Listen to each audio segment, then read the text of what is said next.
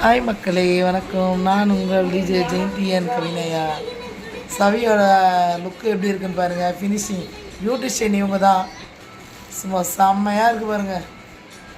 ஹைலைட்டாக போனே கொஞ்சம் அப்படி நிம்மதி கீழே கவிதா அப்படியே இந்த கீழே பண்ணிமா.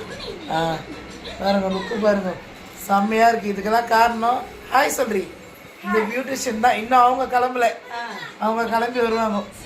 செம்மையாக இருக்குது பாருங்கள். யாருக்காவது இப்போ ப்ரைடல் பண்ணோம் இல்லை சாதாரணமாக பர்த்டே, இப்போ இது பர்த்டே தான். மாம் அண்ட் பேபிக்கு ஒரே மாதிரி ட்ரெஸ் எடுத்திருக்கேன்.